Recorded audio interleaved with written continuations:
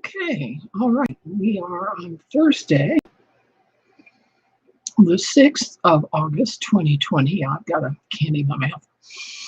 And I've been spending the week just listening to the atmosphere and the din of political opinion. And what I have arrived at is that there is no valid, effective mechanism at work right now for the West or the UK or the US to choose new leaderships at all. The Democratic-run Congress has tied the president's hands. He can only do executive orders, can't get anything through Congress because of the stonewalling of the Democratic leadership, who have decided that it's better to have a depression than it is to cooperate with the current president. And they're quite open about that. They prefer to keep the economy shut down as long as possible in an attempt to defeat President Trump's second term.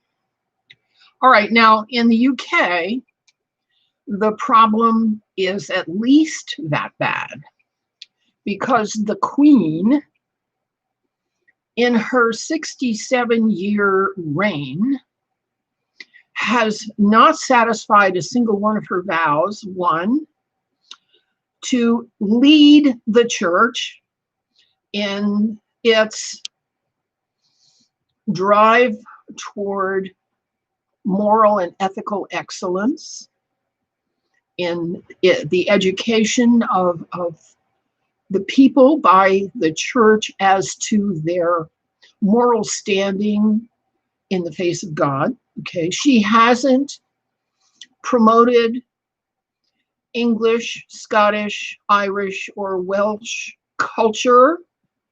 Well, actually, she does. She does promote Scottish, but that's the only one. She does not stand for English common law, under which her reign exists. The reign of the monarchy is under English common law.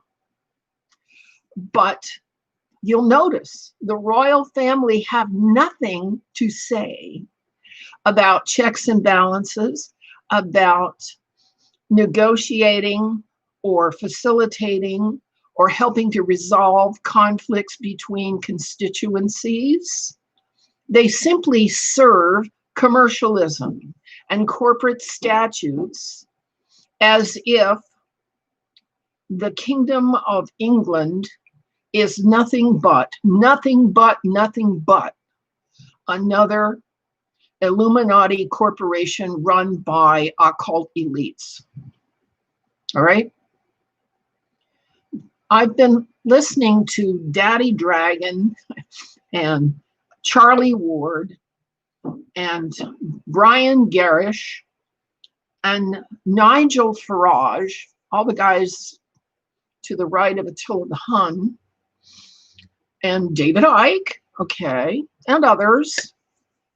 And what I notice is that they don't cooperate together. They compete against each other. That's not a movement, okay? That's a market, another market. Now, English common law, the 1689 Constitution and the 1703 Bill of Settlement settle in English common law that human beings have certain inalienable rights, like the right to speak out, the right to not be searched, and there's an implicit right to associate with other people. Somehow, this conjured up pandemic And the pandemic itself is failing because the death rates are less than ordinary flu season. Okay. The pandemic has failed to muster the urgency and mortality that the Illuminati leadership wanted to invest in it. And still the people live in martial law, having to wear masks that are very unhealthful and unwholesome, and keep distance and not go here and not go there and not do this and not do that. So English common law and common law in the United States is not protecting the rights of the people at all. No, UCC codes, Maritime Admiralty statutes, administrative codes, just simple declarations by people in leadership positions who follow their ideologies, simply serve to push people around. That's not leadership either. Okay? Leadership is getting the people moving in a direction that assists civil order and that assists people getting along and having a life. Okay? That's not happening either. Now, I love listening to all these wonderful guys in the UK talk about how English law used to be powerful, but what I'm waiting for is for those guys to get themselves together in a conference and combine their followers and subscribers and actually get something done. In the United States, that's a lot more difficult because being a far-flung nation with 50 states and a situation in which the Bolshevik leftist Marxists have been seeded into the academy, academia, education, publishing, textbooks for 50 years I know of, and state legislatures have bought into the socialist top-down wrecking ball model, it's actually going to be harder to get the United States back on the page of civil law and order and deterrence and conflict resolution and dispute, problem solving. My goodness, solving problems. Now, one of the things that I'm noticing too at this time with the dearth of actual leadership is that you notice that these acts of God are hitting certain places. China, which has probably the most totalitarian communist party on the world, is being hammered. In fact, they are having snow in the middle of summer, and they have actually admitted that in the past what that meant was that they were being very cruel people and that the gods were after them. Okay.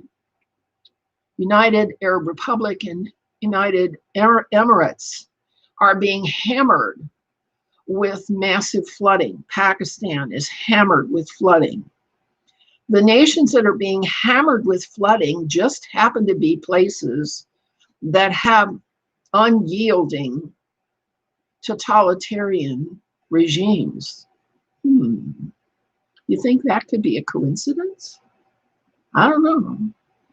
But this world has a history of cities that were cruel being reset, like Sodom and Gomorrah and Jericho and Babylon, all of which practiced child sacrifice and so forth.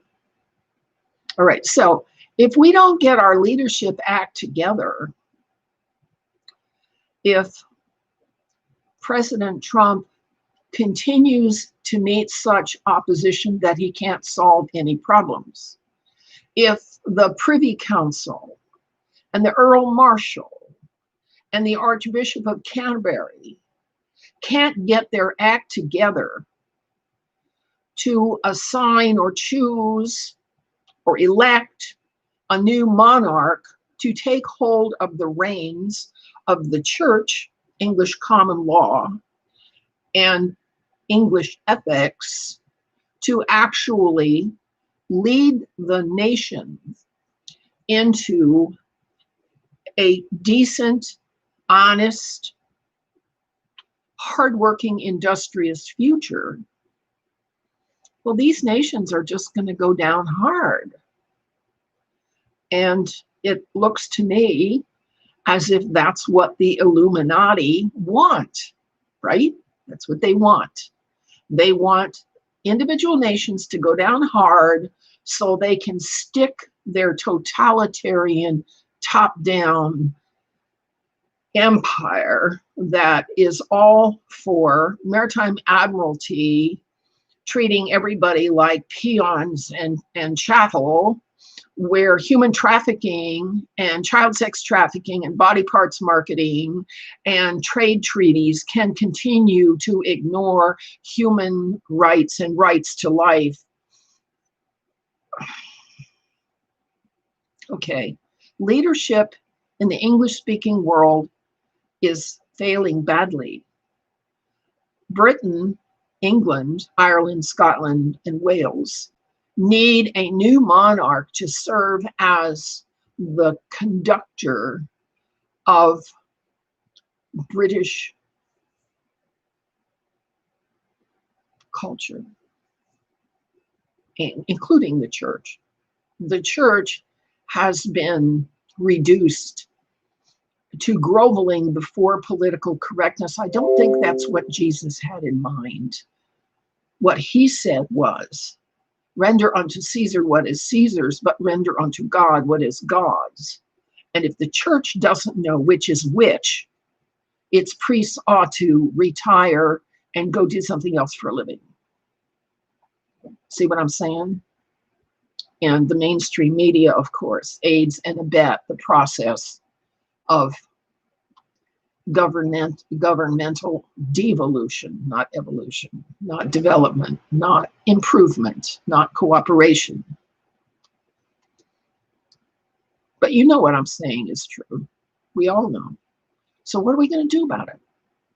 Let's see some people begin cooperating, you guys in England, start cooperating together and stop competing against each other in setting up competing groups, all vying for the same thing. That's crazy. Okay? Let's see you guys pull together a little bit more.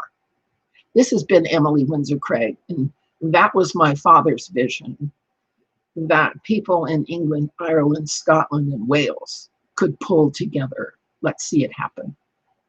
Bye-bye.